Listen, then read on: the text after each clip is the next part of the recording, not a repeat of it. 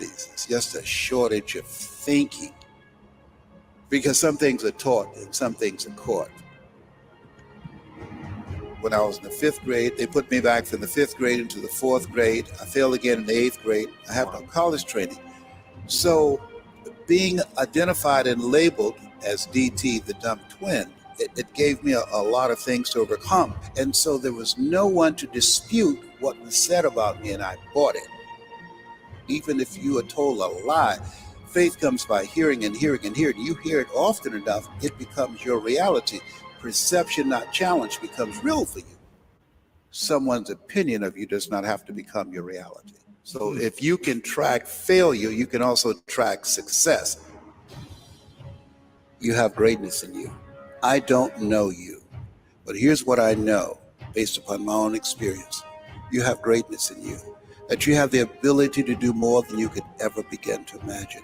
You have greatness in you.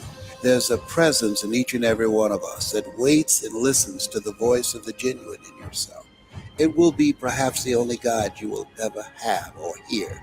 And if you cannot hear it, all of your life will be spent on the ends of strings that somebody else pulls. When you recognize your greatness, no one will ever pull your strings. You are different. You were created on purpose with a purpose to manifest that purpose through you. But you will never exercise authority and dominion over your life until that's when I have the confidence to do difficult things. Wow. So it's the people in my life. You should recognize the potential in yourself and love yourself.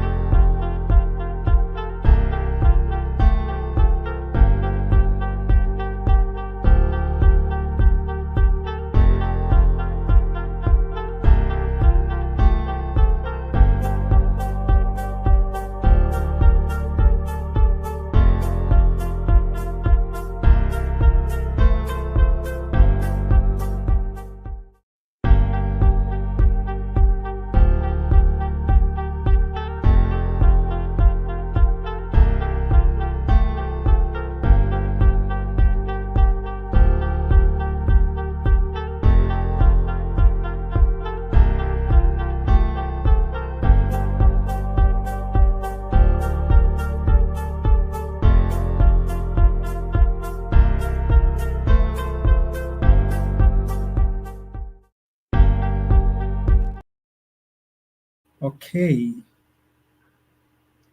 All right. Good evening to everyone. Super excited to be here tonight.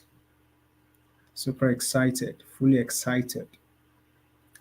Whatever you call it, whatever you name it, right? I'm super excited to be here tonight. Thank you so much for streaming us live. Thank you so much for joining us. And here with me today is Ibi and Abosede, right? It is about the gathering of young leaders. That's the purpose for tonight's event, the gathering of young leaders, right? And I strongly believe that in every nations, in every home, institutions, in politics, there is somebody, there is somebody appointed to lead. There's somebody in charge of the people, right? The question I have for you tonight is, who is in charge of your life? The question I have for you tonight is, who is in charge of your life? Second question, what are you in charge of? Are you a leader or you are an aspiring leader? Tonight's event is for every aspiring leader. So if you're already a leader, you have an institution you are leading, an organization you are leading, right? Tonight's event is for you. So I'm super excited to be here tonight, and I don't take your time for granted. Before I go into what we have tonight, I need you to do me a favor. Subscribe to the YouTube channel, invite a friend, right? And also click on the notification bell so you will receive our videos once they drop. Thank you so much. Okay, so let's go into what we have tonight. Tonight we are talking about, basically we're talking about leadership, but there is a topic on ground that I really want us to talk about. There's an interesting topic on ground I want us to talk about, all right, which is discovering the genius within, right? Discovering the genius within. And every speaker here tonight have their own topic. They have what they want to discuss on. And I'm very sure they are fully ready and prepared to give us what they have. All right. So I'm going first, right? I'm going first. So let's talk about leadership and positioning. Leadership and positioning. Wait, when I ask you the question, who is a leader? What comes to your mind? What's the duty of a leader, right? What comes to your mind? What comes to your mind is someone in charge of people, who leads people, someone in charge of an organization, for instance, a company, right? That is who a leader is. A leader is somebody in charge of people. A leader is somebody in charge of something. But tonight, I am going to be talking about something specific, which you might not have heard about this approach before, which is portals. Portals. Don't forget, we're talking about leadership and positioning. But I want to talk about portals tonight. What does portal means? Before we talk about leadership, or before we talk about positioning, let's talk about the hidden dangers and effects involved in becoming a leader. Let's talk about the things we've been unable to deal with. Let's talk about the things that has really slowed our process in becoming who God has positioned, who God has called us to be. Let's talk about why we are not able to do what we've been assigned to do as a leader. And that is where I got the topic from, portals. Portals.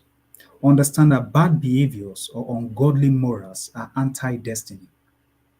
Bad behaviors or ungodly morals are anti-destiny. Understand that nothing weakens your growth and affect your expansion more negatively as a leader than your bad behaviors or lack of godly morals. Let me read that again. Nothing weakens your growth and affect your expansion more negatively as a leader than your bad behaviors or lack of godly morals. All right. So when we talk about leadership, we are talking about your behaviors, your attitude towards people, how you respond to people, how you talk to people. Can we deal with those issues first before we even talk about you leading people as a leader? I'm very sure you read about the story of Moses in the Bible, right? The reason why I couldn't get to the promised land. So before you think of leading people, what kind of character, what kind of attitude do you portray? Before you say you want to lead people, how do you engage yourself, right? How do you engage people? How do you talk to yourself? How do you talk to people? So nothing weakens your growth and affects your expansion more negatively as a leader than your bad behaviors or lack of godly morals. As a leader, you don't lead people based on emotions or based on feeling. Because your feeling is not guaranteed and your emotions are not guaranteed. So if you say you want to lead people, you must lead them with a clear sense of direction. That is who a leader is, and that is how a leader leads people. We lead people based on a clear vision in view. We lead people based on a clear direction in view. So you don't lead people based on your emotions, based on your feelings, based on what you think is right, or based on what you think is good. You lead people based on a divine conviction. You lead them based on a divine vision, right? The book of Corinthians chapter 15 verse 33 says, where there is no guidance, the people fall, but in abundance of counselors, there is victory. A particular translation says, where there is no vision, the people perish. Where there is no vision, the people perish. So as a leader, you are not leading people based on what you know. You are not leading people based on what you've heard from your leaders or mentors. You ought to lead people based on divine instruction, based on a clear sense of vision, a clear sense of direction, and a clear sense of mission. You must know the reason why you are leading them. So it's why I said bad behaviors or ungodly morals are anti-destiny. The reason why you couldn't perform, is because of your bad behaviors, your bad attitude. The reason why people are cutting away from you might be because of the way you interact with them, your bad morals, your attitude, your behaviors. Now, what does the book of Galatians chapter 5 verse 16 to 18 says? It says, "So I say, walk by the Spirit, and you will not gratify the desires of the flesh." It says, walk by the Spirit, and you will not gratify the desires of the flesh. Verse 17 says, "For the flesh desires what is contrary to the Spirit." So as a leader, you don't lead people based on the flesh. You lead them based on the Spirit. You must be aware of the people you are leading, spiritually, physically, mentally, psychologically. Because people will surely offend you. And how are you able to deal with people's attitude if you haven't dealt with your own attitude and behaviors, right? So it says, "For the flesh desires what is contrary to the Spirit." Understand, if you are leading people based on the flesh, it's going to affect the people you are leading.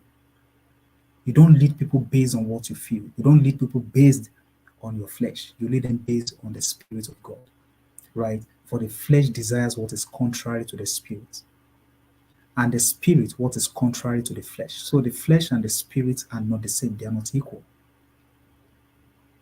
To stay connected, you must dwell in the Spirit. You must abide by the godly principles in order to lead people effectively as a leader. It says they are in conflict with each other, so that you are not to do whatever you want. So that's why I said, if you want to lead people, it is not based on what you think, what you've imagined in your mind, what you assume. It must be based on the Spirit of God. You must be led by the Spirit. There's this interesting scripture that says, "Those who are led by the Spirit of God are the sons of God." The Spirit of God is the spirit of leadership. Those who are led by the Spirit of God are the sons of God. The Spirit of God is the spirit of leadership. So there's no way you want to do leadership, by setting the Spirit of God aside. You must lead with consciousness. You must be conscious of why you are leading people. Moses really wasn't conscious enough. He wasn't conscious enough. So you must be conscious as to why you are leading them. You can't do leadership outside of the original design of God's prototype of leadership. If you want to lead people, it must be based on divine instruction. And when I talk about leadership now, I'm not really talking about politics. I'm talking about kingdom leadership. Even when it comes to politics, there's a way you've got to play your game. You don't necessarily have to do what your guys are doing, right, to get power. So verse 18 says, "But if you are led by the Spirit, you are not under the law." If you are led by the Spirit, you are not under the law. So understand that bad behaviors or ungodly morals are anti-destiny. You couldn't do much, not because the grace of God is not upon your life. You couldn't do much because of your bad morals, because of your bad behaviors, because of your bad attitude towards people. Every one of us are graced. But of your behavior towards people, your attitude towards people speaks a lot. It speaks a lot. Now understand that patterns can be traced. I said before we talk about leadership and positioning, what does it mean to really position? And what does it mean to really be a leader? What does it mean to be a leading leader? What does it mean to position yourself as a leader? You cannot be a leader, or you cannot position yourself effectively as a leader without first dealing with these traits I'm talking about tonight. You cannot be a leading leader without first dealing with your attitude, your bad character. So once you are done dealing with your behaviors, your attitude, your character, then you can now transition to positioning yourself for leadership. Understand that patterns can be traced. Sometimes, okay, let me say this way, yeah? Some things don't just happen to us because we decide to choose it or embrace it. Some things that are happening to you today is not because you chose it, it's not because you decide it, it's not because you want them, but it's based on pattern. It's based on pattern, so patterns can be traced. Now, there is something called thought traced or traced thoughts. There is something called thought traced or traced thoughts.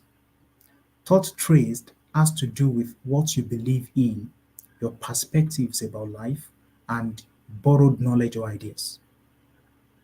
Your thoughts can easily be traced by those who have mentored you in the past. It's the reason why whenever I have time to speak with leaders, I ask them one specific question: who is your mentor or who is your leader? Who is your mentor? Who is your leader? By asking such question, I can easily tell where such perspective or idea is coming from. From what you say, from how you talk to people, from the way you address people. I can easily tell who is your mentor, who is leading you. The moment I hear the name, I can say, okay, no wonder you are thinking this way. So what I'm trying to say basically is the people you call mentors or leaders have enough, they have strong influence in your life. The people you call your mentors, your leaders, they have strong influence in your life. Strong influence. So your thoughts can be traced. Your thoughts can be traced.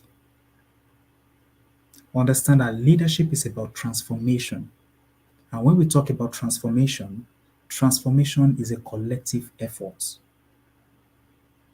If you want to transform self, you need people, right? Transformation is a collective effort.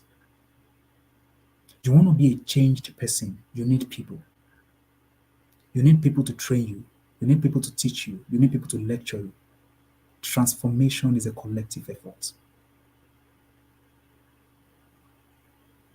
Don't forget what the Bible says, that it says, be not conformed to the pattern of this world. Be not conformed. Don't think the way the world thinks.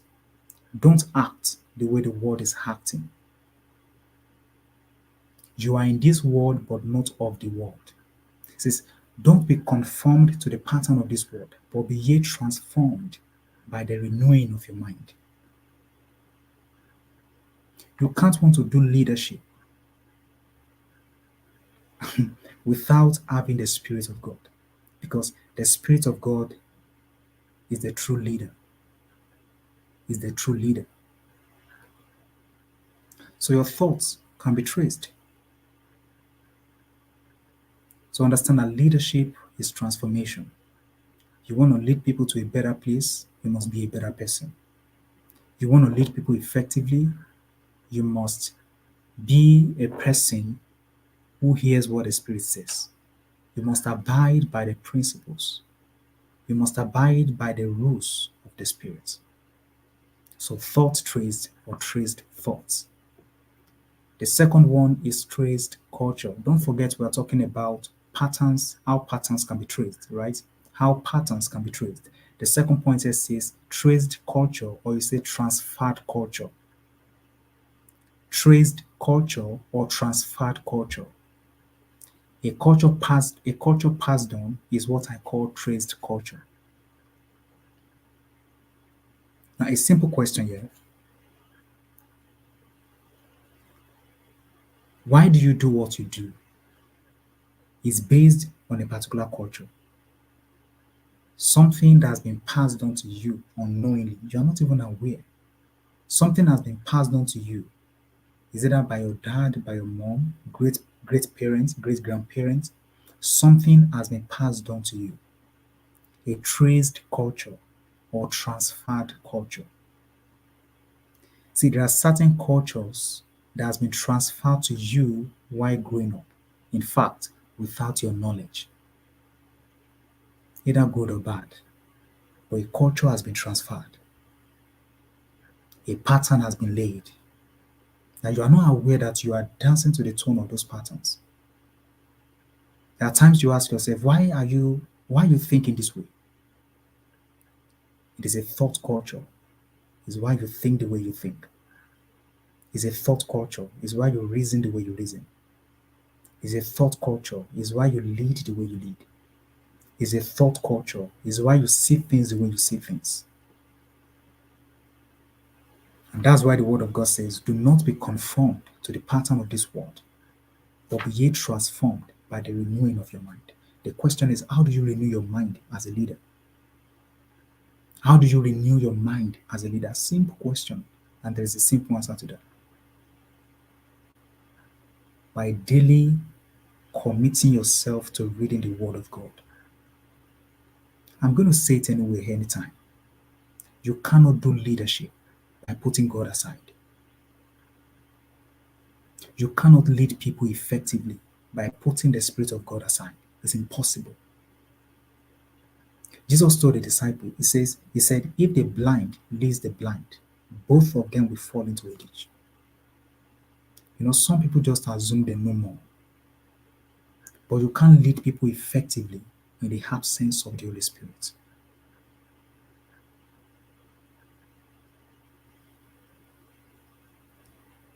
So there are some cultures we've inherited from our great-grandparents. There are some cultures we've inherited from our parents. There are some cultures we've even inherited from our brothers or sisters. We don't know, we have no idea that we've inherited something.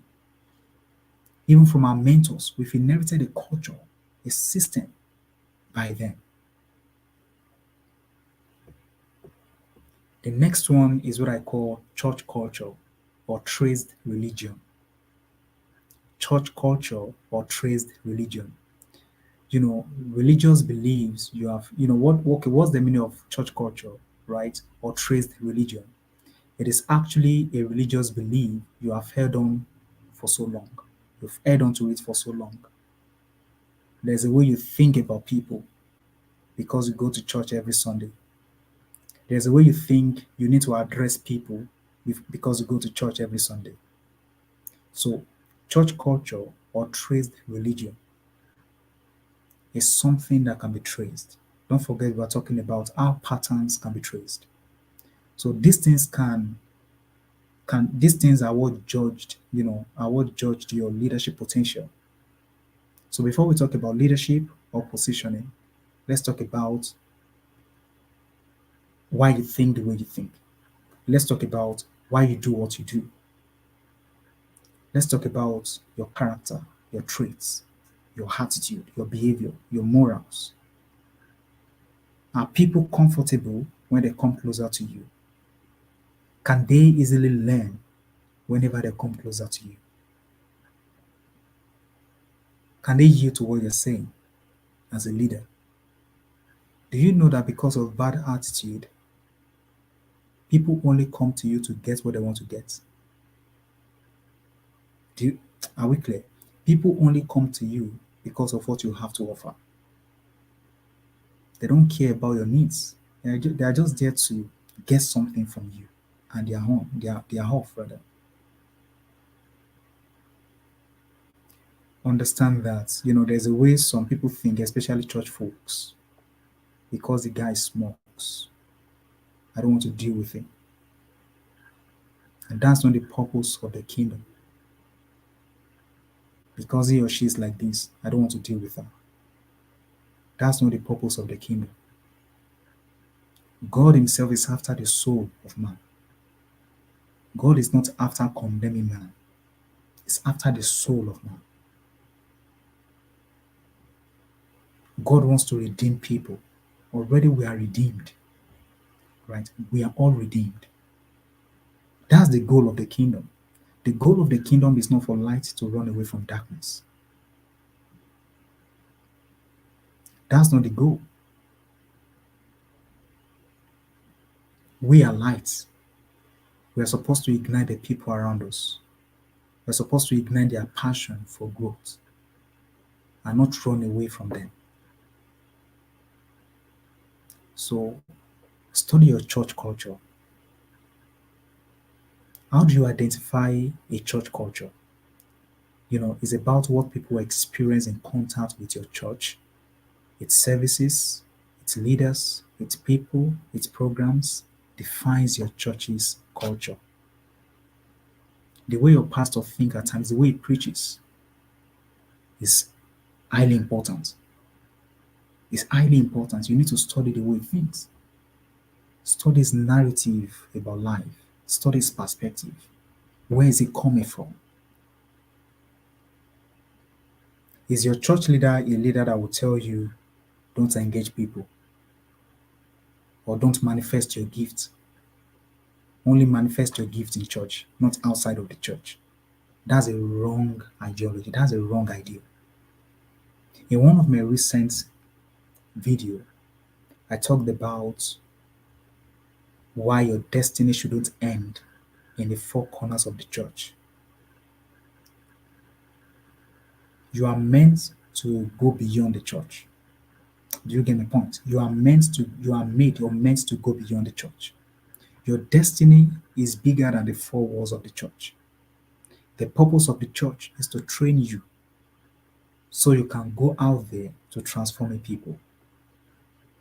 So if all you think is that, okay, since I'm in the church, everything I've been created for is for the church, is within the four walls of the church, you are getting it wrong.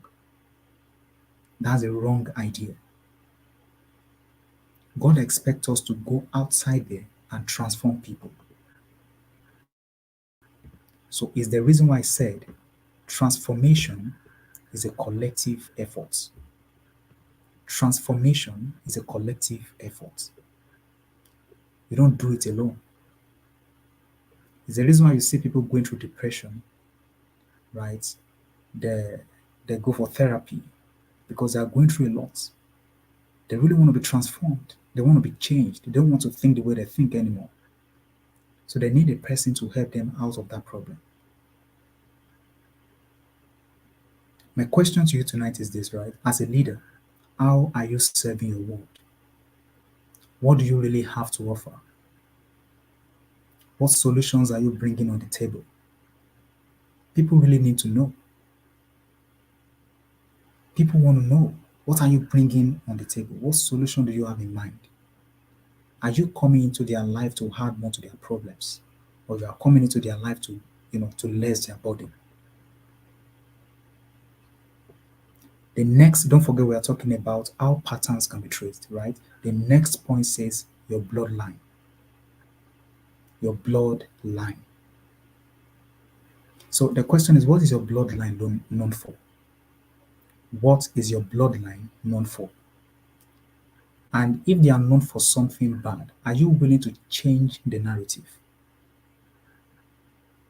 Are you willing to follow the right path to changing the history of your bloodline?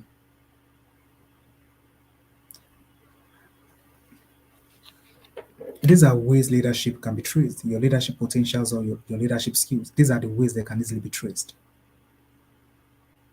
So if you haven't dealt with those bad habits, those bad behavior, attitude, negligence to work, lack of commitment to service, there is no way you are going to lead people effectively. No way. I can bet you, there's no way you're going to lead them effectively. You have to deal with self first before dealing with others. Don't forget what the Bible says. It says, you hypocrites. Once you remove the plank in your eye, so to see to remove the plank in your brother's eye. That's leadership. You first have to deal with self before dealing with people. You don't lead people with a void mind. That's why the more you read the word, the more you are filled with the word. You don't lead people with a void mind. That's why the scripture says, the book of Corinthians chapter 15 verse 33, it says, where there is no guidance, then people fall. But in abundance of counselors, there is victory. So before you plan of leading people, you need to be counseled as a leader. You need counselors around you. Who are the counselors, the mentors, the church leaders? Don't run away from them. They are there to guide you, to mentor you, to teach you, to train you. You must abide. You must obey.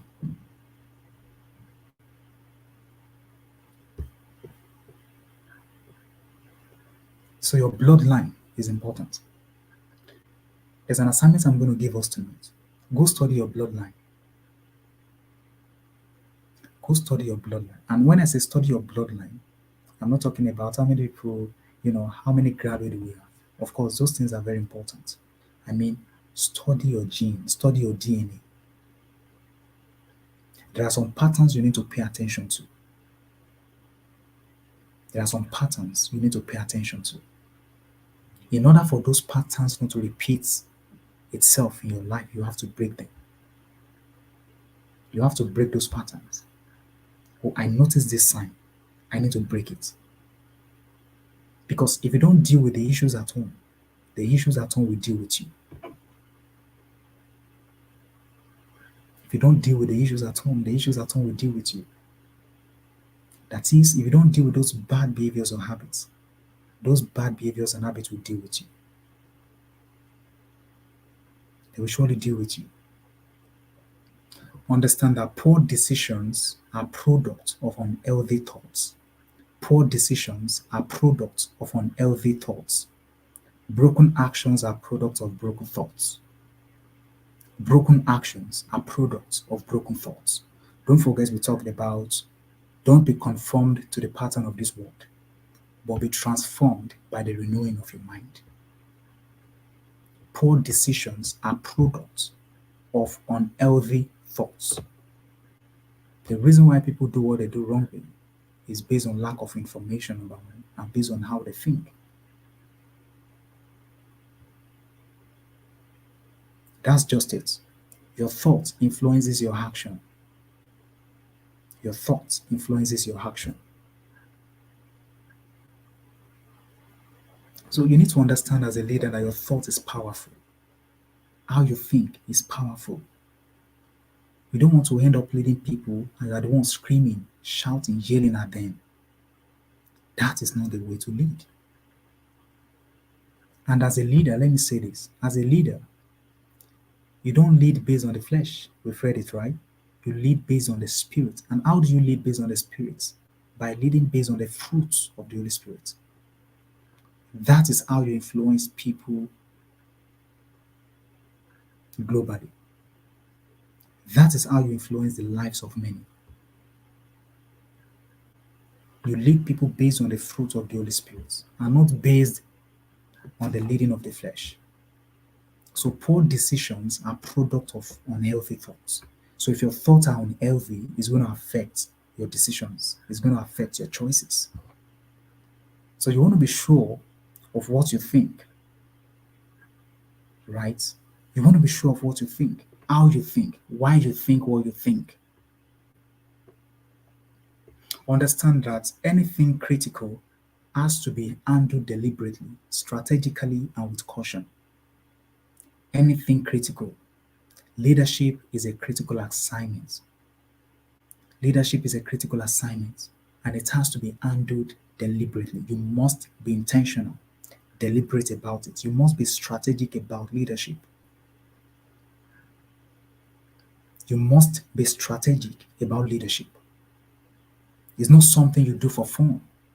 Let me tell you, leadership is not fun. You must be disciplined. So anything critical has to be handled deliberately, strategically, and with caution. And with caution. Learn to do things right and don't be ashamed to seek for help. When it comes to leadership, you don't say because you are a leader, then you step aside, right? By refusing to ask questions from people who are ahead of you or who know more than you. Leaders lead with a humble spirit at times. You must be humble when it comes to leadership. You must be humble when it comes to leadership.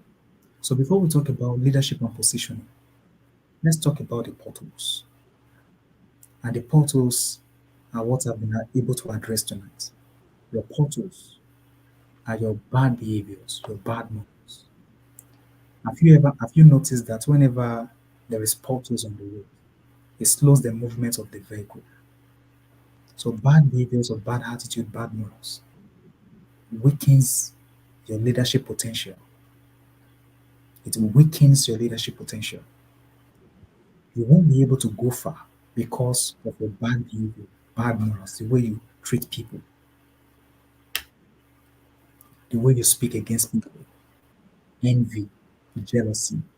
You can't go. You won't be able to lead people to their promised land. That's because you have some deficiencies, you have some defects, and you must deal with those you must deal with those problems you have. So learn to seek for help. Ask people to help you, assist you. Hello, sir, I need assistance. I need your help. And one thing I've noticed about leadership is this. Most leaders, right, they are mostly quiet. They don't like talking too much, you know. However, I don't like talking too much doesn't mean you shouldn't seek for help. And I can tell you for a fact, some leaders are shy to seek for help. That's why I use the word some. Some are shy to seek for help. If I ask this person, what would the person think of me? Hey, forget about it. Ask. Highest. The person will tell you no or yes. Ask. Just ask. Don't be shy. Ask. When you don't know the road, you ask for help. When you have no idea of what to do, go back to your mentors. That's why they are mentors in the first place. It's the reason why you have leaders in the first place. Go back to them, ask them questions. Hello, sir, I do not understand this. Please explain to me.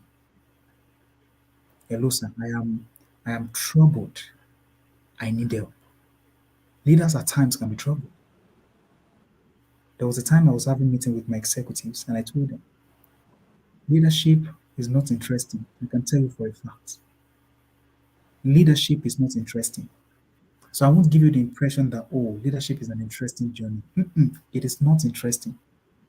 You have to walk your way through. You have to walk your way through. It's not an interesting journey because you are dealing with a lot of problems. And I can tell you this for a fact. The more bigger you become as a leader, the more problems you have to solve. The more bigger you become as a leader, the more effective you become as a leader, the more problems you have to solve. So it's not an interesting journey. Don't let anyone lie to you. You'll have to sacrifice your conscience. You know what it means to sacrifice your conscience? A few nights ago, I was praying and I heard that in my spirit. Sacrifice your conscience. Do you know what it means to sacrifice your conscience? That means when you sacrifice your conscience, to even think bad about a person becomes a problem to you. To be envious of a person becomes a problem. Now, sacrificing your conscience also means that you don't want to see a person suffer. You have conscience no matter what they've done to you or no matter what they did. Still have that human feeling that you too can fall into a shoe or into his shoe. So you have no other option than to help the person. So learn to sacrifice your conscience. It takes you a while to get to where you are now. Right? People who are looking up to you, don't lie to them that the journey is easy. Tell them the real fact.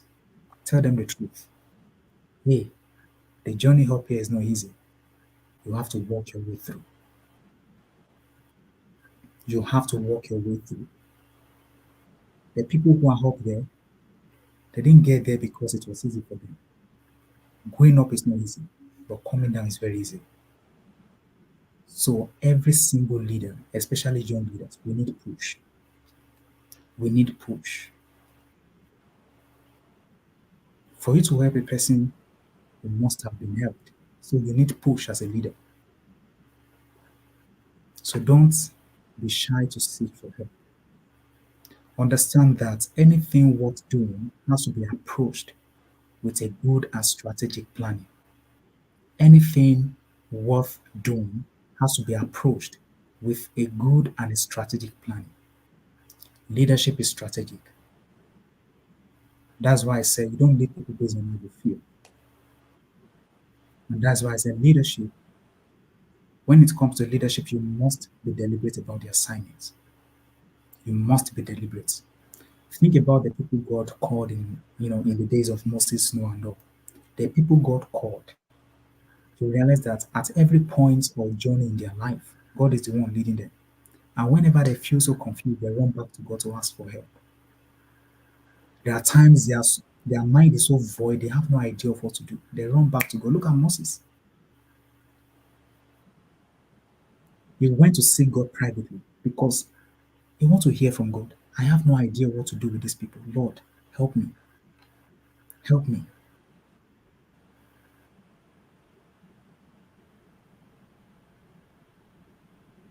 The last point I will be leaving us with tonight is this. Every leader should learn to lead with love and live a godly life. If you want to learn how to lead with love, you must live a godly life. It's very important. So I've said it over time. I cannot talk about leadership and put God aside. There is no way I'm going to talk about leadership and say, no, I don't need to put the Holy Spirit. I don't have to involve the Holy Spirit. It's impossible. This is how you lead people effectively.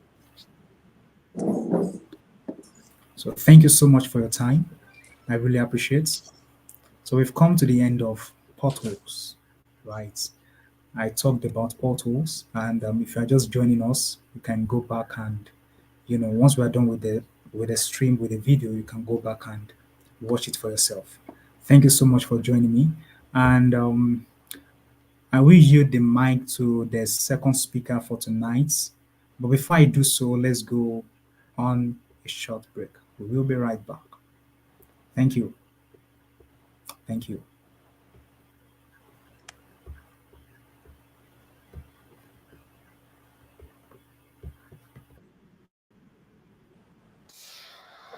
Version of yourself. Or how do you overcome self-doubt? How do you overcome self-doubt? Help someone else overcome self-doubt. I love that. I love that. You overcome self-doubt by helping. And it's not a selfish thing. I'm only helping you so I can. You have to genuinely love and commit to the person. So it's not the car, the house, or whatever. It is that internal goal, that internal why. And so for me, I just think that's it. It's something within it. You got to pull it out. And so it's easy when you have a why, a purpose. I'm doing it for this. I'm doing it for that. It's easy to get up and get going. But if it's just for a car, what happens, Louis, when you get the car? Because you can buy it. What happens when you get the house and you can buy the house? The only reason you're not the best right now is because you don't believe you're the best now. You can learn all the techniques in the world. If you don't believe in yourself, it won't happen for you. You have got to stand up to that voice. You've got to sell yourself every day on your abilities, on what you're doing, on the goal that you want to reach. You've got to sell yourself every day, every day, every day. According to your level of belief, it will manifest itself in what you're doing. Whatever we have right now, whatever we're demonstrating in our lives, is a result of what we believe subconsciously that we deserve. And part of increasing that belief level is that you have got to convince yourself every day.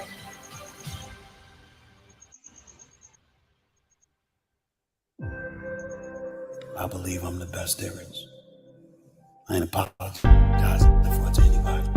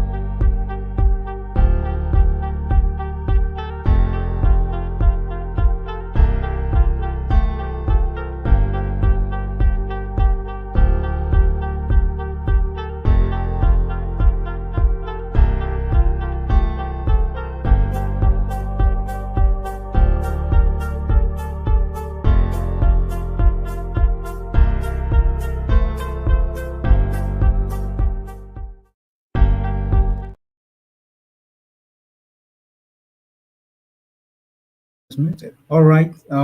Thanks for staying through. So I'm just going to yield the mic to the second speaker for tonight's event. Her name is IBINABO. All right, over to you, Ibi. We're good to go.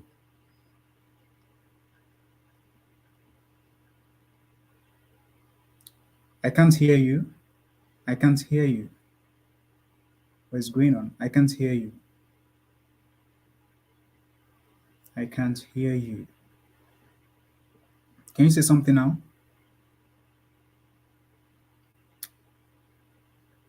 Hello. I still can't hear you. I still can't hear you. Okay. Okay. I know what to do. I know what to do. I know what to do. I know what to do. I still can't hear you though. All right, let's do it like this. Hold on. Let's do it like this.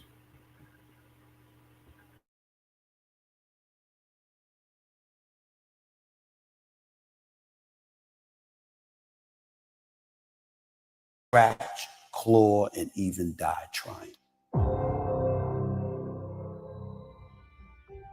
Now, I don't know what your goal is, but I want you to visualize it right now and repeat after me with power and conviction. Let us say together, it's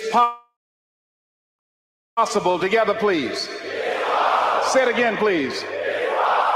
See, that's the first step. I want you to think about this goal that you want. I want you to envision it and see it in your mind's eye. And every day, say to yourself that it's possible. See, most people are not accumulating wealth. Most people are living in poverty. Most people are living far below their potential, not because they don't have the capacity, not because they have not been given authority and dominion over everything on the face of the earth, but most people are living like they're living because of the fact that they don't believe they can have any more than what they now have. Listen to me very clearly. Every A is not an A. I don't care how much you can jump on Google and get the answer and get your report card or your grade sheet or your teachers or your school to think that you're getting the A. If you're cutting corners, if you're taking shortcuts, every A is not an A. You're not robbing anybody else but you. So I need you to work while you wait. I need you to work on your focus, perspective. I need you to see difficult differently. Are you hearing what I'm telling you? I need you to see it differently. You know, 5 steps to greatness. No, it ain't that, brother. You read my book, this is hard work. It's every day. There's so many people who want to lead that can't follow. I'm saying this because everybody wants to get to the top. If you're trying to get on top, I need you to work the level you're on right now. Can you clean bathrooms? Can you sing for the kids? Maybe singing for the kids might be the thing.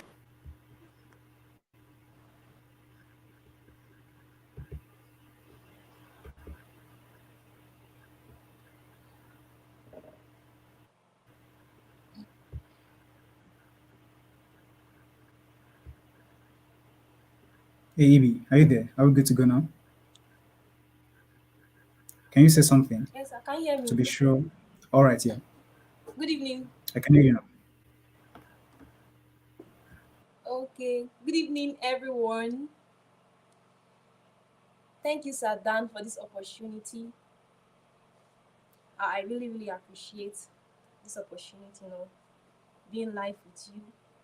It's an honor. It's an honor. So I'll be diving straight into my topic for today. Making it work. My topic for today is what? Making it work. Now, what does making it work mean? What does it mean? It is about finding a way to turn obstacles into opportunity. Can you hear me? It is about finding a way to turn your challenges, to turn your pain, to turn your difficulties into what? Opportunity. It is about adapting, persisting, and striving in the face of adversity. As leaders, we must embrace change. We must embrace change, and we need to what? Be aware. So everybody, we all face challenges. In as much as we are facing challenges, we need to what? Persevere. We need to what? Keep on going in order for us to what? To conquer these challenges we are facing. For us to make it, we need to what? Persevere. That word perseverance, we need to persevere. Okay, now we are going to talk about the importance of self-awareness. Self-awareness is a key impact, is a key aspect of making things work. Understanding your strengths, weaknesses allows us to make informed decisions and delegate tasks effectively. It helps us to what? Recognize when we need to seek help, acquire new skill. It's about acknowledging our emotions and channeling them into productive action. Now, it's about understanding our weaknesses. You can't make it work if you don't understand your weaknesses, if you don't understand your strengths. You can't make it. For example, for me to be who I am now, I first what I did was that I first of all discover my strength and my weakness.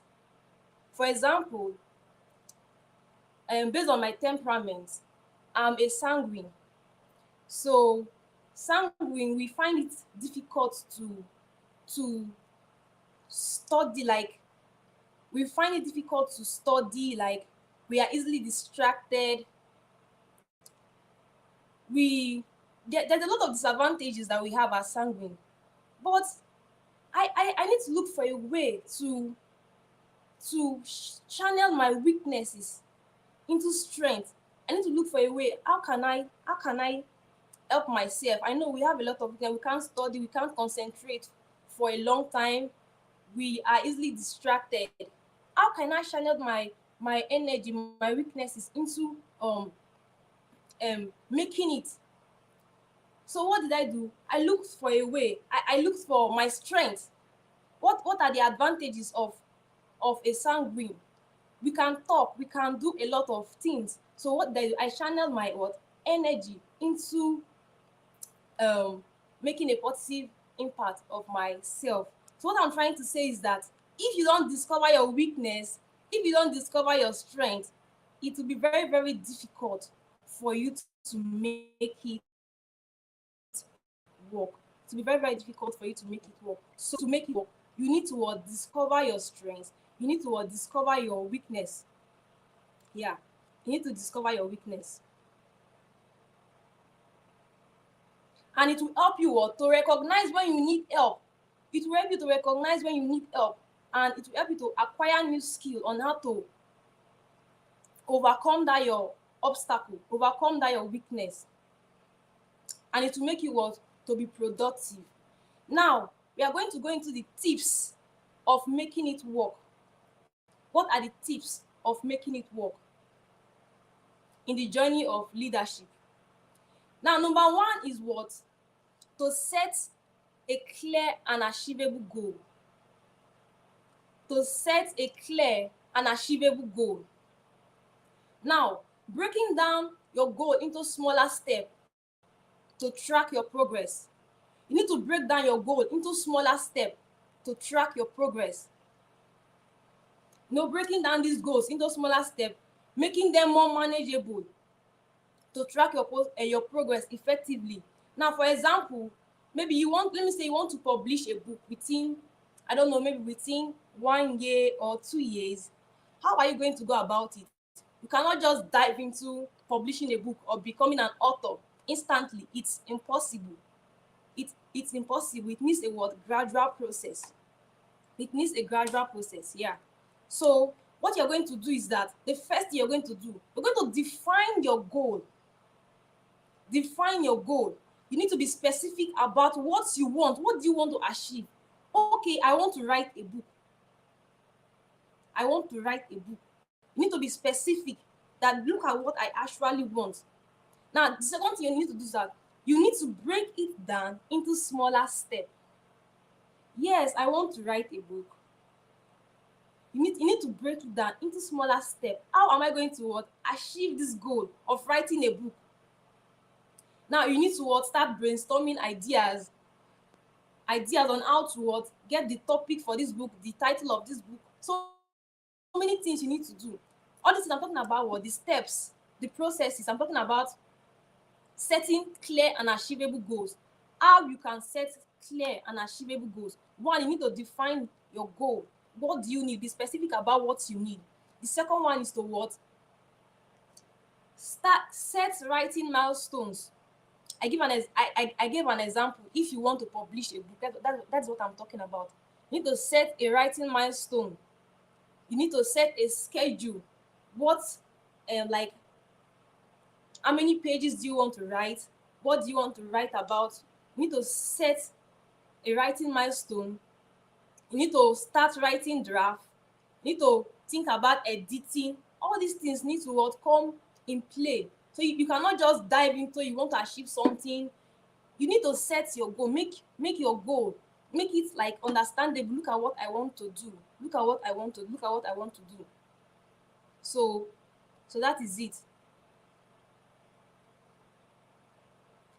And the third tip is to what? Embrace your failure.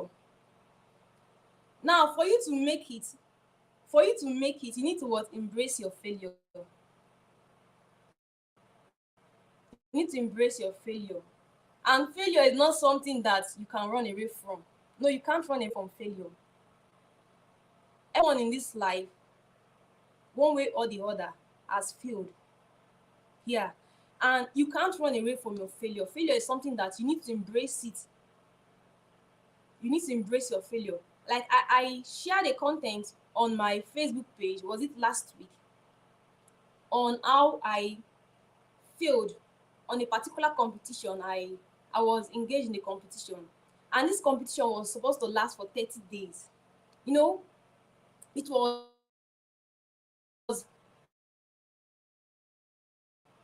it was something that my energy, my resources, my money, everything was, I put everything into this competition because I believed in myself that I was going to win this competition.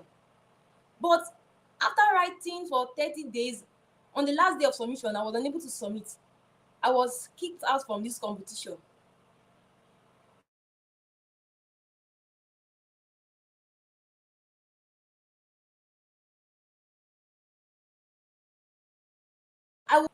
I was heartbroken. I was heartbroken because what? I failed. But me failing, it does not stop me. What did I do? I engaged in another competition. And that competition lasted for what? 21 days. And guess what happened? I came out the second position in that competition. And I also involved myself in another competition. And I came out what? The first position in that competition. And I was so excited. What if I because of my failure, what if I just stopped? Or what if I just say, okay, I failed now in the previous competition I engaged in, so I'm not going to do anything again. But no, what did I do? My failure what motivated me to what? Engage in other competition. It motivated me to what? To engage in other competition. So that's what I'm trying to say. That you should know that for you to make it, you need to what? Embrace your failure. Don't allow your failure to stop you. Don't allow your failure to stop you. You need to embrace your failure.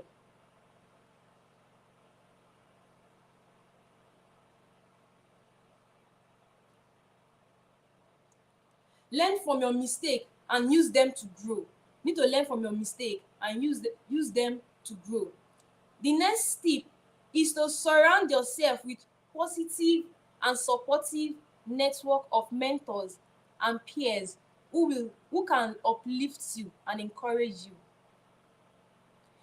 You need to support yourself. Who are the people around you? Who do you associate with? You know, who you associate with matters a lot. Who you associate with matters a lot. Who are the people around you? Who can you run to when you are lost, or when you need something, when you need some advice? So you need to surround yourself. If you want to make it, you need to surround yourself with positive people. Who are your mentors? Who are you looking up to? Who are the people you are aspiring to be like? For me, I have a lot of people I'm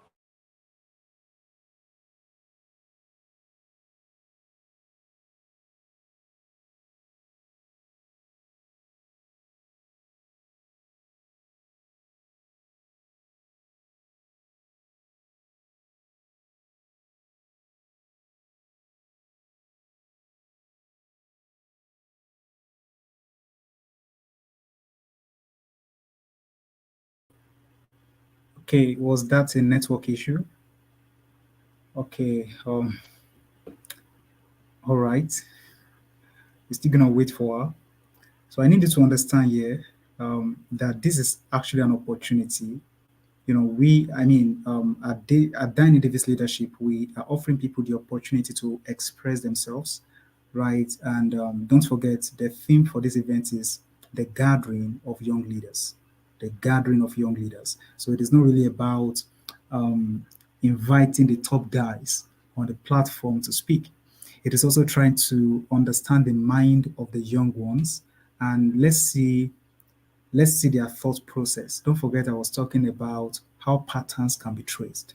While I was handling my session, I talked about how patterns can be traced.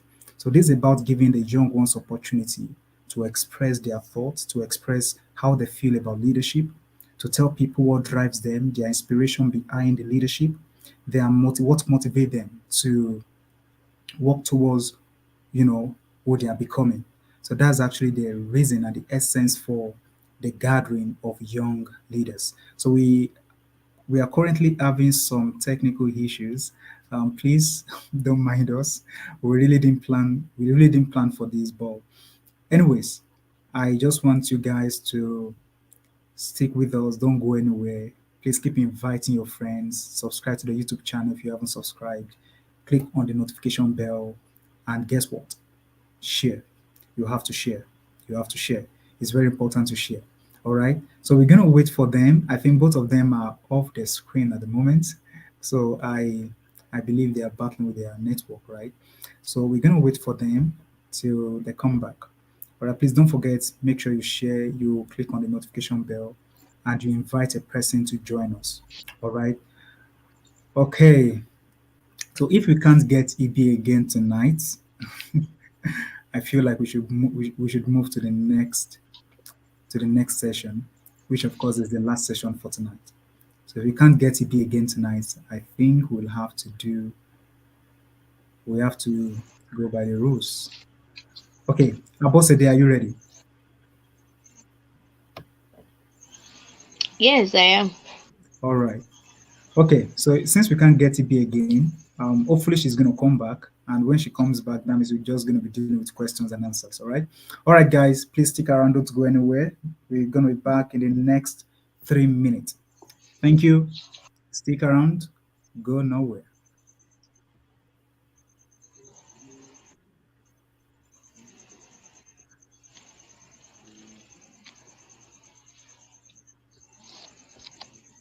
That gets the whole world knowing your name. But because you think it's small and insignificant, you won't even do it. Just keep working. If you were told you were going to get that promotion, just keep working. If you were told you were going to win that championship, just keep working. Nobody said it would be easy. Again, if it was easy, everybody would do it. So I need you to work on your faith.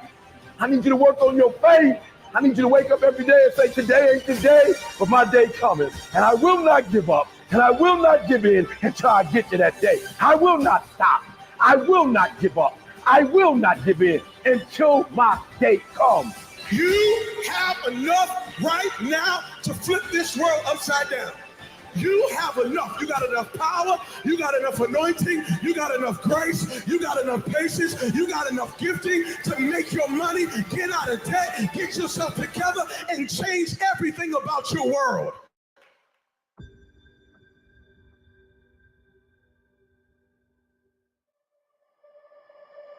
for the things that I'm wanting and believing, I just have to do everything possible that's within my power. And there's some things that aren't within my power, and that's where I trust God. But what isn't within my power, it's whether it's getting the proper sleep, whether it's learning your lines, whether it's researching the character, whether it's working out or eating healthy, or, you know, whatever it is that you need that's gonna make you better at what you wanna do. It's doing every single bit of that you can possibly do, and going above, you know, not just doing just enough to get by, but going above. And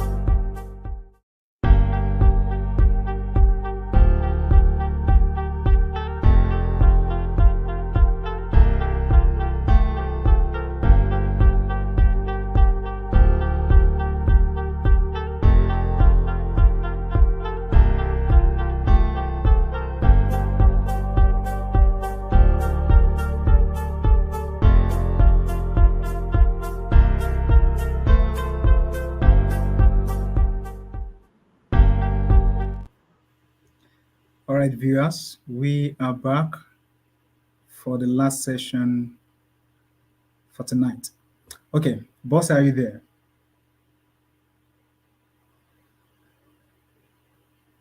Hey, boss, are you there?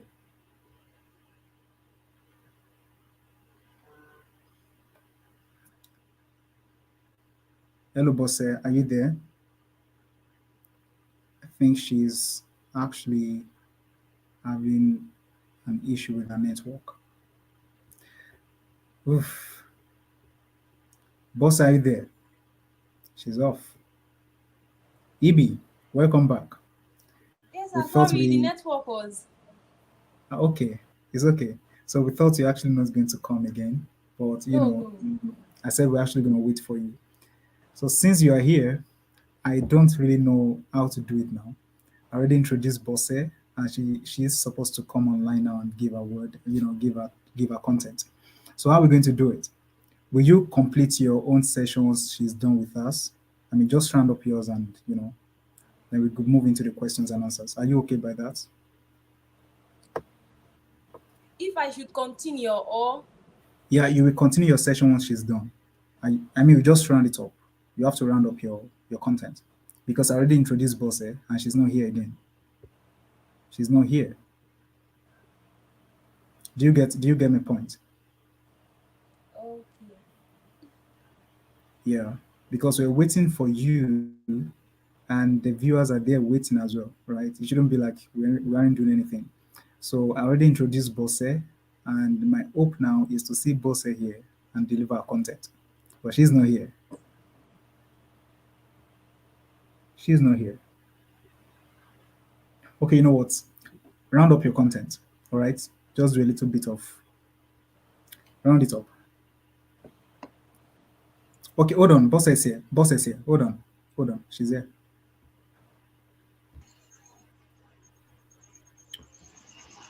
Okay, boss, you are good to go now. All right.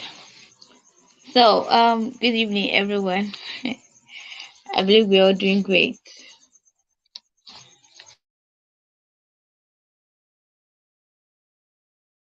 The power of vision in leadership. The power of vision in leadership. So, if we're talking about the power of vision in leadership, then literally we are asking, why is vision important to you as a leader? And why is vision important in leadership? We all know vision is the main purpose by which we are leading. We lead by vision. If you don't have a vision, then you are not qualified to lead, because vision is what drives leadership. So we are going to be looking at what vision is and who is a leader. We are going to be looking at what vision is and Who is the leader? So I have some things highlighted here, so I'll just measure it to us, then explain. So vision is the sense of the future. Now I'll add the word clear. Vision is the clear sense of the future. So as a leader, you must have a clear sense of the future. You must know what tomorrow holds for you and the people you are leading. As a leader, you must what? You must know what tomorrow holds. You must have a clear vision of tomorrow.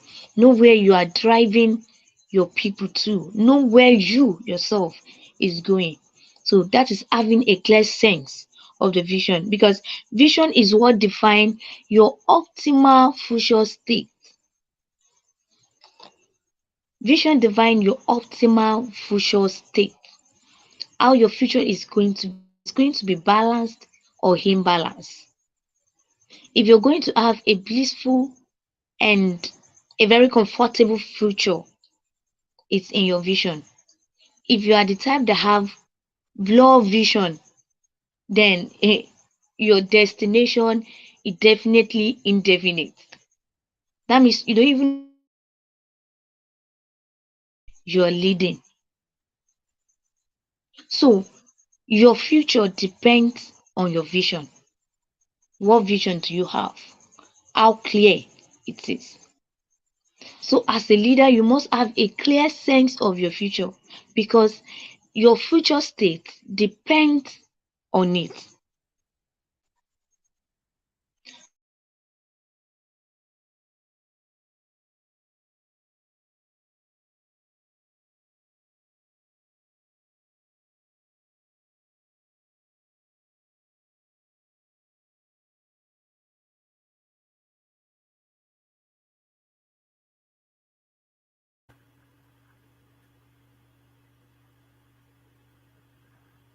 Is that my network? Hey, Bose. We are having technical issues tonight.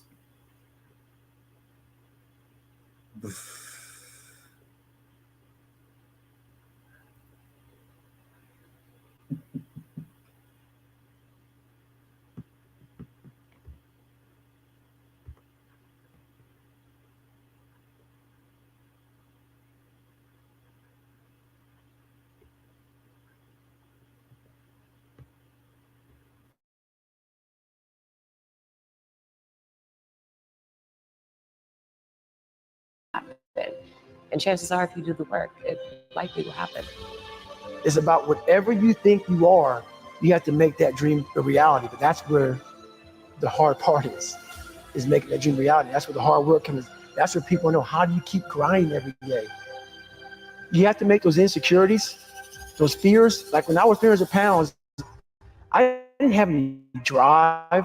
I'm gonna go be a Navy SEAL. What kind of stupid is that, 300 pounds? It wasn't like a drive to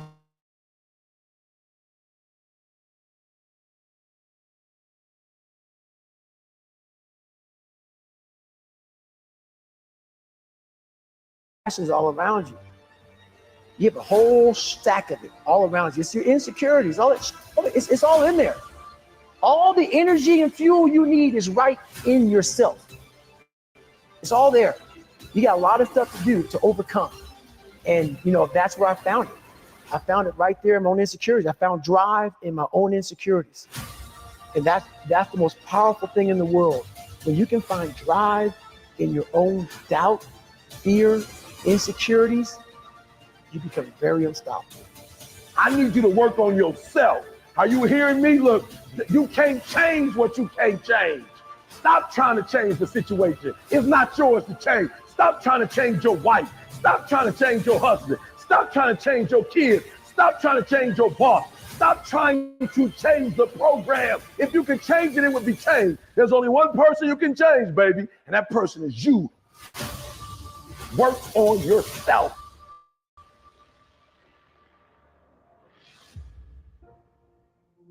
If you are feeling down, if you are feeling unmotivated, you have to rewrite the story you've been telling yourself.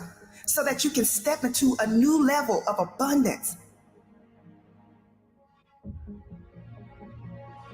You have to say it until you feel it. You gotta say, I will rise, until you literally see yourself rising above all the doubt, all the worry, and all the stress you've been under. The time is now. Redemption is at hand. What do? Do you stand and fight? Do you sit and wait? Or do you become a warrior? Not too many people are ready. Not too many people are built for it. But you must take that stand. I am strong, I am ready, and I will dedicate myself because I have been redeemed. So stop saying it's too hard. Stop saying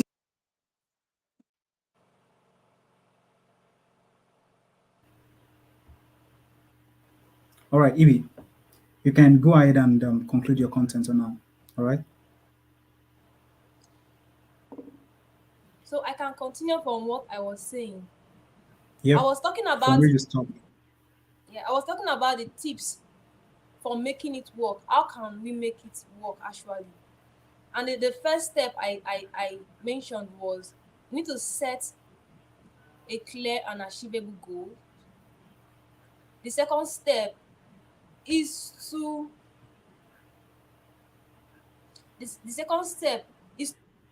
embrace failure as a stepping stone to success and learn from it. And the third step I was talking about is to surround yourself with positive people.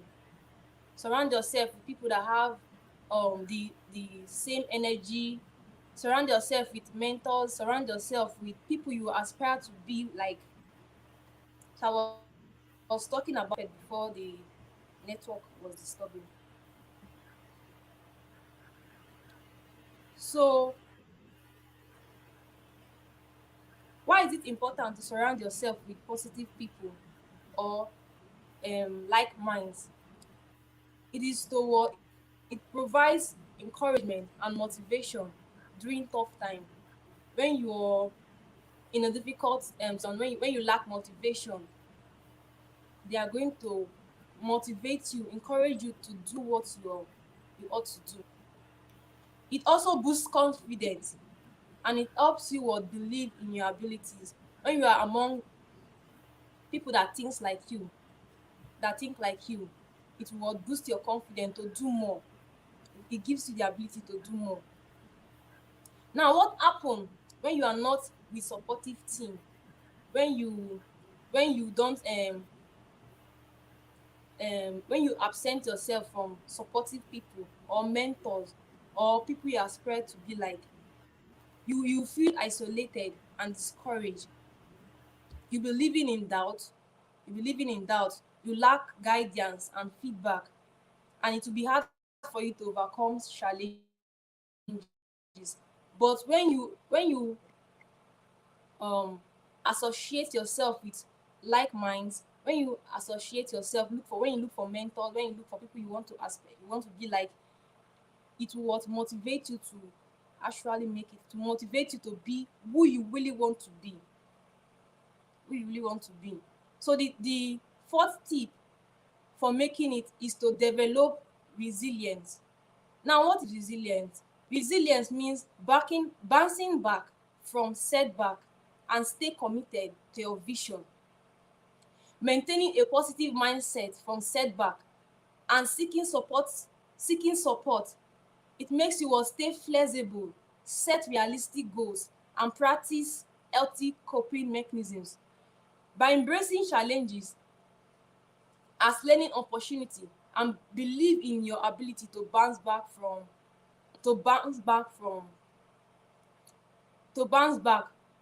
what we are going through. Now, another process on how you can make it is to learn continuously. Now, what does learning continuously do? It expands your knowledge. It expands your knowledge. It helps you what? To stay adaptable. It helps you what? It opens you to what? New ideas. It opens you to new ideas. So you need to what? Continue learning. For you to make it, you need to continue learning. Always be conscious, be hungry for knowledge. Be hungry for knowledge. You know, like Sir Dan said earlier, said why people do things wrongly is because they lack information. They lack information. So if you don't seek knowledge, you'll be this world will just the world will leave you behind.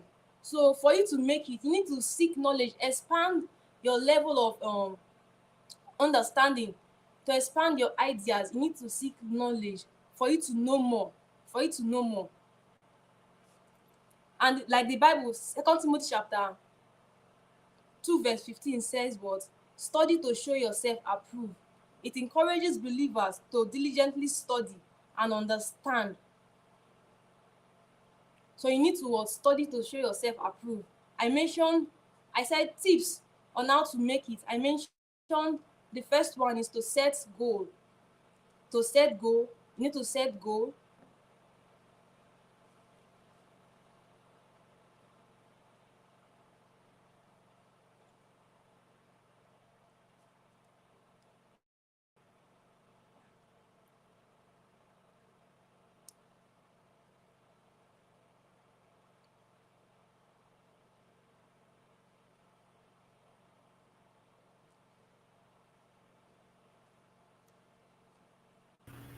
Okay, it Like I seems we said lost earlier, EB you need to again, set goals. which is bad. Set clear goal. You need to set clear and achievable goal. The second one is to what? Is to embrace failure as a stepping stone. Then surround yourself with supportive network and supportive network. People that influences you, your mentors. Hello, EB. Another tip is to develop resilience EB. and you EB. continue to what? Learn, to acquire new knowledge. So that is it. Can you hear All me? right. Yeah, I can hear you, but it seems you can't hear me. I was trying to tell you to switch on your camera because your camera is off. Anyways, thank you so much for that wonderful message. Really appreciate you for that, and I don't take your time for granted as well. You know, it takes a lot to devote your time to be here. It takes a lot for you to want to say, okay, I am coming on the DAINI Davis leadership to deliver an amazing and a powerful content. You know, I don't take that for granted. Thank you so much for honoring my invitation, right? Thank you so much. So we are just going to yield the mic now to Bose. You know, she was out at the middle of her message, and she must complete the message tonight. That power of vision and leadership must be completed tonight. You're going nowhere. You're going nowhere. That power of vision must be completed tonight. She has to finish her content. She has to complete her content. All right, boss, are you there? Again, I think our network is frozen. Hey, boss, are you there?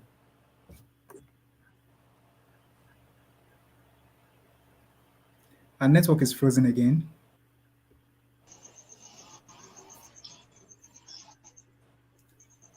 Hey, boss, are you there? Yes, I am. All right. I am. So you are just going to continue from where you stopped, right? Okay. Yeah. The network was somehow bad. So I'll just continue from where I stopped. So I said, vision is what portrays your future. Vision is your future's portrait. Vision is what paints what your tomorrow look like. Now we look into the mirror, we see ourselves. We snap pictures, we see ourselves, exactly ourselves in the pictures. So vision is what portrays your exact future. So whatever you can see is what you can become. Are we together? So whatever you can see, whatever you can envision is what you can what? you can become, because vision is like portrait. You design it. Like you have to put in the energy to snap pictures, yes, in order to see yourself.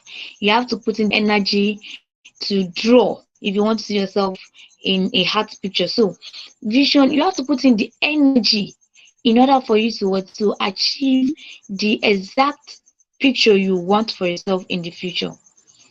So vision is also a targeted and planned goals. If it is a targeted and planned goals, then it must be achievable. We are still defining what vision is. It is a targeted and planned goals. This makes it achievable. Every vision has to be achievable. So if you're planning a vision, if you're planning a goal or goals, then you have to have a positive mindset. You have to believe in your mind that yes, this is possible, because once you are seeing impossibility, then it is no longer it is no longer a vision. No, it is no longer a vision, because in vision is full of possibilities. Vision is full of possibilities because vision is what gives hope of life. Vision gives you reason for living. If you don't know where you're going, you don't know what to stand for, you don't know how to even get to where you're going, then life will be frustrating and you feel like giving up. Before you know it, you would give up, even if there is one part of you trying to push. But because you lack vision, you will lack the energy to keep moving. So vision is what helps you, is what keeps you going, what keeps you standing, what gives you hope of life, what gives you reasons to live. Because once you don't have vision, you don't have the energy to secure your own future, you don't have proper planning, there's no how you are going to remain standing, let alone those people that are following you. If your future is not secured, what guarantee the future of your followers? Vision acts on internal voice. Vision acts on internal force. There is this conviction that comes along with vision. There is this conviction that backs your vision up. That is if the vision is clear. So we are talking about a clear vision here. A lot of people have vision, but it is unclear to them. These are the people that sense. You hear them say, I sense I am going to. I sense I will be. I sense we should. Not I sense. A vision carrier, let me say a leader, must have a clear vision. That is, know exactly what you have. Let your conviction follow. This is only when you can communicate your visions to your follower and they will be glad to follow you. This is the only way you can lead people and they will be delighted to follow your lead.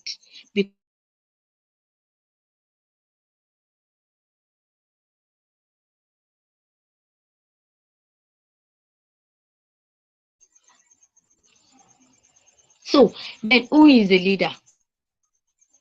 Who is the leader? Now, a leader is someone that sees before any other person sees. A leader is someone that sees. A leader is someone that sees possibilities in impossibilities. A vision is a leader is somebody that is ready to go at any point, at any time. And let me add this: the definition of a leader will be incomplete without adding that a leader is someone that serves. A leader is someone that do what? That serves.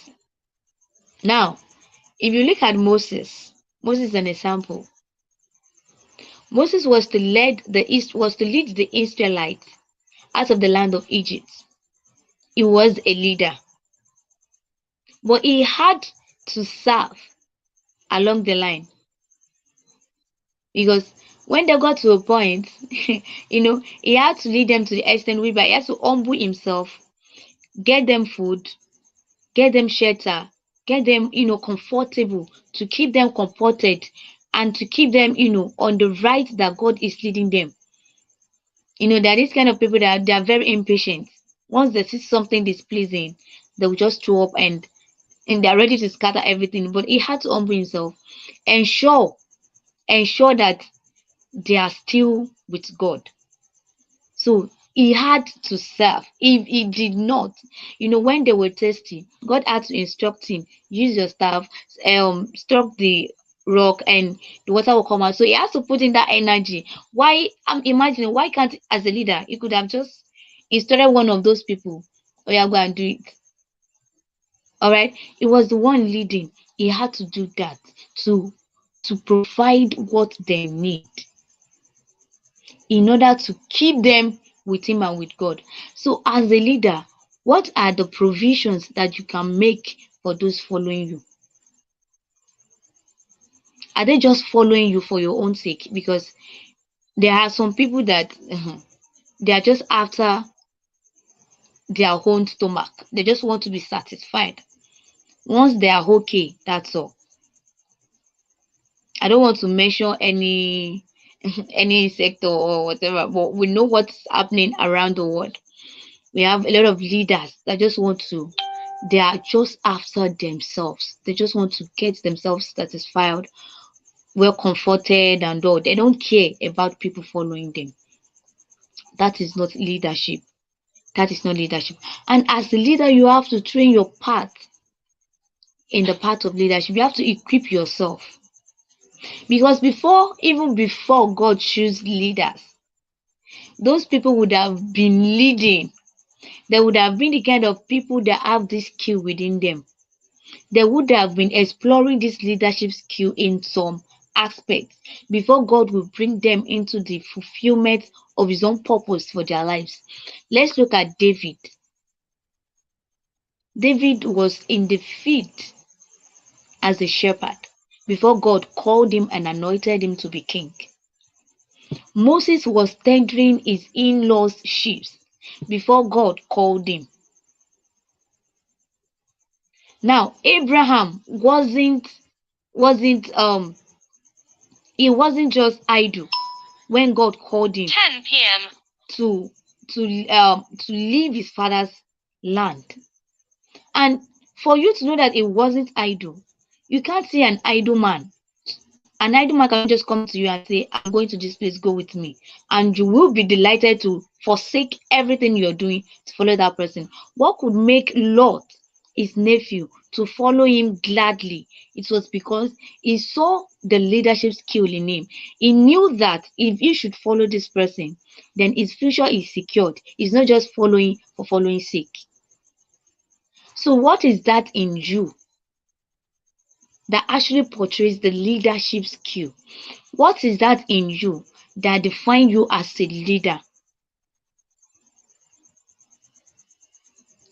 If people follows you, what would be their gain? What would they benefit? What would be their benefit? So there must be, all these things must be included. All these things must what? Be included.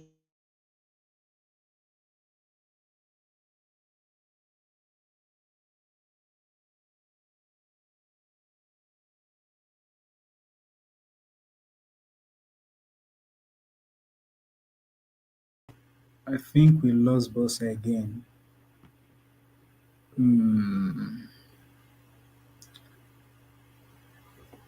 Okay, so just gonna wait for like a few minutes to see if she's gonna be back.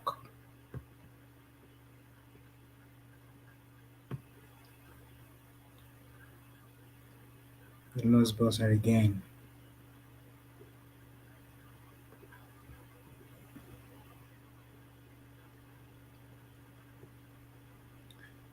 Okay, so while Bossa is trying to work on our internet or network, I just want to ask you a few questions, EB. Don't laugh, don't laugh, because I know the reason why you wanted to laugh is that, Bros D, we talked about this, we spoke about this question of a thing, right? Okay, I mean, there are a few questions I want to ask you, right? And the first question is, what what really motivates you to do what you do? What are the motivations behind what you do, right? Are there any inspiration that drives you, any motivation that drives you, or any word, right? Because some people it's words that drives what they do, an inspiring word, right? That drives what they do. So what really drives what you do? Why do you do what you do?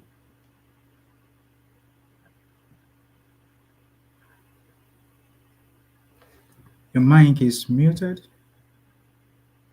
Okay, you can talk now. I can hear Can you you. hear me now? Yeah, sure. Go on. Okay, I would say what really inspired me is um let me say who I want to be, my background. I really want to break a record in my family. Like I don't want to Okay. be like other people. I really want to break a record. Like I want to bear a different name. Like when people hear my name, I want them to think of impact. What like when people hear my name, I want them to think differently from what they think what they used to think from other people. Yeah. So I just want to be different from other people, be different from my family. Like I want to break from that nobody mentality. I just want to become somebody of value, somebody that can impact to my world. So that is what is motivating me to do what I'm doing, even if I know I'm not perfect now. But that is my good force. I just want to be someone of value, someone of impact. Yeah. That's interesting. And you said something about perfection. I think it's not really about perfection, right? It is about making impact. Do you get? So I understand that people most times seek for perfection, right? Got to understand that leadership is not about being perfect. This was actually what also motivated me when I started my organizations. I said I don't need to be perfect to get started. I started regardless, right? So I think it is not really about perfection. It is simply about your commitment to service, your willingness to impact lives, and your interest in what you do. That's actually what you've really spoke about tonight. Based on the question I asked you. That's an interesting thing, at least. What really drives you and motivates you to do what you do is because you want to be heard differently, right? You want people to hear your name differently, and when they hear the word Ibi or Ibinabo, they are thinking of a high valued person, right? Somebody of value, right? Somebody that express values to the world and provide solution to the problems on ground. So that's a very good thing, and that's enough motivation as well, right? My second question is, who are your mentors, or who are those you look up to? Feel free to Okay. mention their names, yeah. But who are your mentors and who are those you look up to? I have a lot of people I look up to. I have mentors. I have coaches like Okay, Esther Shells. You know, also Shinaza Favor, Shoma Nina. There are so many. There are so many okay. of them. Some of them I've seen them physically, but most of them I've not seen them physically. Just connect with them online, Hmm. talk with them online. Yeah. And these are people you read their books or you listen to their podcasts or messages online and all. Yeah, I attend their webinars, attend their classes, maybe buy their books. Hmm. From there, we start engaging. I start That's good. telling them what I need. Yeah, That's stuff good. like that. That's good. Among all my work as a leader, right, I think the gathering of young leaders is actually a different platform on its own, right? I have um, I have the Danny Davis leadership. That's a platform, right? But the gathering of young leaders is actually an initiative, right? It's part of the initiative I created, and the purpose is to bring young people on board to tell us about their desire for leadership and to ask them these few questions I'm asking you. Why do they do what they do? What's really the motivation behind the things they do? What really inspires them, to want to lead people? I mean, there really must be a reason behind you saying you want to be a leader or you want to impact your world globally. And for that to be done effectively, we must understand the passion that fuels what you do, the interest, right, and the reason behind the things you do, right? Because I've got to realize over time that people don't even understand the reason why they do what they do in the first place. Some just do it just to impress followers, to impress people. People have reasons for doing things, right? You don't just come online and say the reason why you are doing this is because your friend is doing it. That's not the best way to impact the world. That's not the best way to introduce change to the world. Because I listened to a mentor of mine. His name is Olakunle Soriyan. In one of his messages, he said, "You don't greet knowledge with emotions or feelings. You greet knowledge with curiosity." So I believe a lot of people are not curious enough, right, to understand the depth of what they do. So part of you understanding the depth of what you do is your willingness and commitment to service. So aside the passion, aside the interest, are we? How willing are we?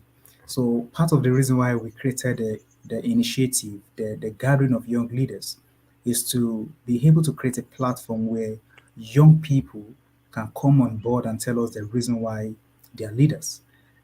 Tell us their motivation behind what they do. Most importantly, their motives. Their motives. There's an hidden agenda for what to do. So if, for some people, their agenda is change. That's their motive. I want to change the world. I want to change people, right? And some persons, their agenda might be influence. I want to influence people. That might be their hidden motives, or that might be the inspiration, that guides what they do, right? So that's really part of the vision we have at the gathering of young leaders, to invite young people to tell us about their motivation, their inspiration, their leadership, and the reason why they do what they do, right? So at the moment here, what are the projects you are currently working on? And if there are any past projects you've worked on, just take us through the story. Just take us through your story in a bit. Are there any projects you are working on at the moment, or there are past projects you've worked on? Take us through in a minute. Yeah, I'm working on a project for especially teenagers. I'm planning of organizing a program for them to be like a physical program, like to impart positively to them, to teach them, to create awareness, to teach them what things I know now, like things I wish I knew now, to teach them, like to create awareness, to impart knowledge to them. So I'm thinking of organizing a program maybe next year. Yeah, next year. And I'm also thinking of writing my second book, basically for the teenagers also, to educate them on some certain areas of their lives. Yeah. Interesting, interesting, interesting. I I have I have a friend, a older friend, who is also into all these teen coaches and all. What she does is she coach teens. And I think that's a very good path, to be honest, because we have few people who work in that line of, I want to teach the younger ones, the babies, the teens, right? I remember a friend of mine was talking to me several years ago, and she said, "These are my audience. These are the people I talk to." So she gave herself age bracket that, okay, I talk to people from this age to this certain age. And it's so interesting that when she asked me the question, I said, I don't have any age brackets in my works. That's why I think it's the reason why it's so easy for me to flow, to just penetrate into any sector. You understand? I don't really have age brackets. I just got to do what I'm led to do. So that's my own motivation, right? But for some people, and which of course is not a wrong vision, if God is directing you or leading you to do the things you felt attacked, then you just go ahead and do it, right? Because we have different vision, different focus in life.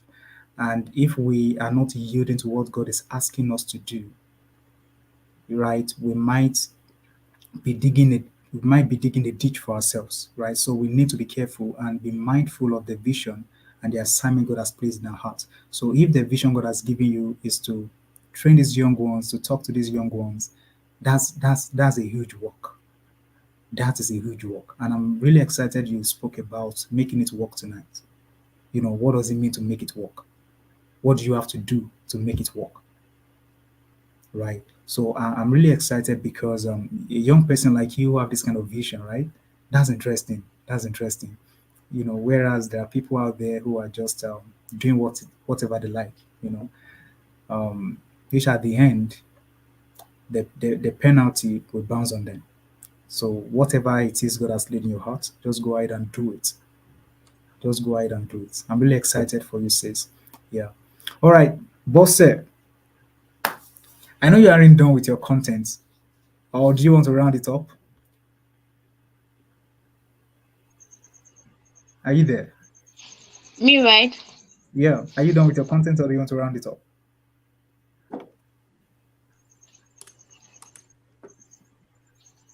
If I'm given the opportunity, I can just round up now. Oh, definitely. Please go ahead. Go ahead, please.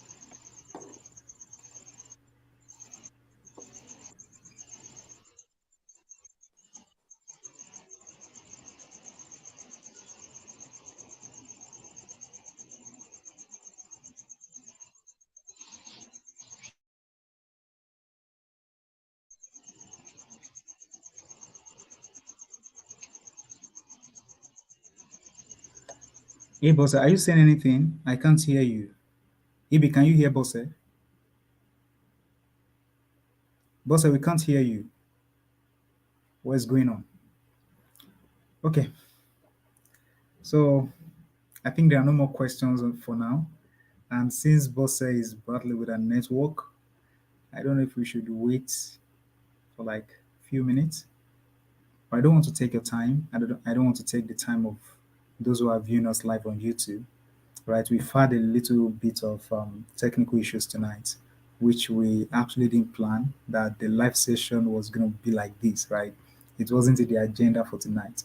But regardless, we are going to be posting a video. And to my amazing viewers, if you are just joining us or this is your first time visiting my channel, I want you to click on the notification bell, invite a person to subscribe to the channel, and do what? Share the link with a friend, with a family member, and whoever you think is close to you. I want to say thank you so much for spending your time to be here with me. And I want to say thank you, Ibi, for spending your time to be here with me as well. You've done amazing. You've done amazing. You've done amazing work tonight. And I don't take your time for granted. I hope in the future we're able to do one or two things together. Like old conferences across Europe, across Africa, which is possible, right? So I hope in the future we're able to do one or two things together, work on a project, just keep influencing the world and changing lives for good. Thank you so much for your time. I really appreciate, and I say good night. My amazing viewers, we've come to the end of tonight's program. And don't forget what I said. Click on the notification bell, subscribe, and share the link with a friend. God bless you, and we'll see you tomorrow for the finale. So tomorrow we're going to be ending this event, and we have amazing speakers coming on board again. But it is possible we're going to be changing the stream, right? We might be using Facebook Live tomorrow. We might be going live on Facebook tomorrow instead of YouTube. All right. Thank you so much for joining, and I say thank you. Good night.